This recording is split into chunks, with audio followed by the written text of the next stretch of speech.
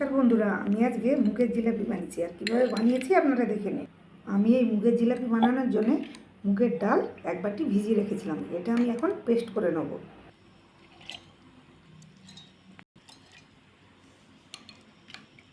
আমি এখন এই মুগের ডালটা ভালোভাবে পেস্ট করে নেব।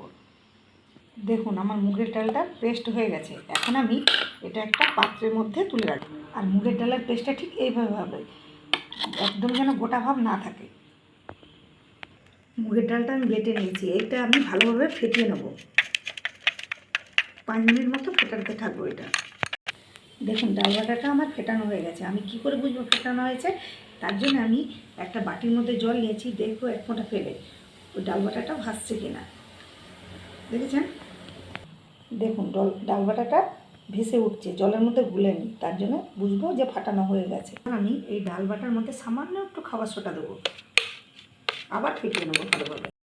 আমি এই মুগের জিলাপিটা হলুদ রঙের করবো, তার জন্য আমি সামান্য একটু ফুড কালার অ্যাড করে দিচ্ছি, সামান্য জাস্ট। দেখুন, ব্যাটারটা ঠিক এইভাবে তৈরি হবে, না পাতলা না একবারে গাঢ়। এখন আমি একটা লবণের প্লাস্টিক নিয়ে নিয়েছি, এর মধ্যে আমি ব্যাটারটা ভরে নেব। দেখুন, আমি এই প্লাস্টিকের মধ্যে মুগ ডালের ব্যাটারটা ভরে নিয়েছি। আর এখানে কড়াইয়ের মধ্যে সাদা তেল গরম হতে দিয়েছি। এখন আমি এই জিলাপিগুলো বানিয়ে নেব। দেখুন, আমি প্রথমবার করছি তাই অত ভালো হয়নি, আবার একটা করে দেখাচ্ছি আপনাদের। দেখেছেন, এগুলো ভাজা হয়ে ফুলে উঠে গেছে। আমি আর এক সাইড পাল্টে দেবো এইভাবে। দেখেন,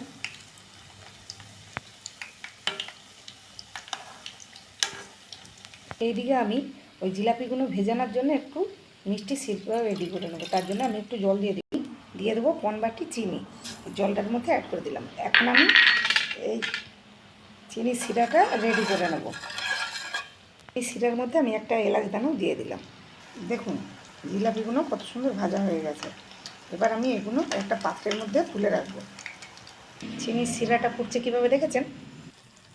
জিলাপিগুলো ভাজা হয়ে গেছে। আমি একটা পাত্রের মধ্যে এগুলো, দেখুন এইদিকে চিনির রসটা আমার পুরো রেডি। এখন আমি গ্যাসটা বন্ধ করে দেবো।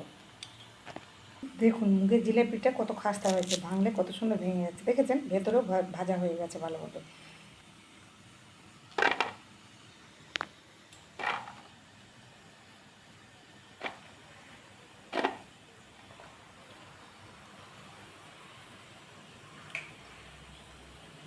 এই জিলাপিগুলো এখন আমি এই রসের মধ্যে এক এক করে ভিজিয়ে আধা ঘন্টা এইভাবে ঢেকে রেখে দেবো। দেখুন, আমি ঢাকনাটা খুলে এবার কেমন হলো দেখেছেন, কত সুন্দর ফুলে রসে ভরে গেছে পুরো। এখন আমি একটা পাত্রে তুলি।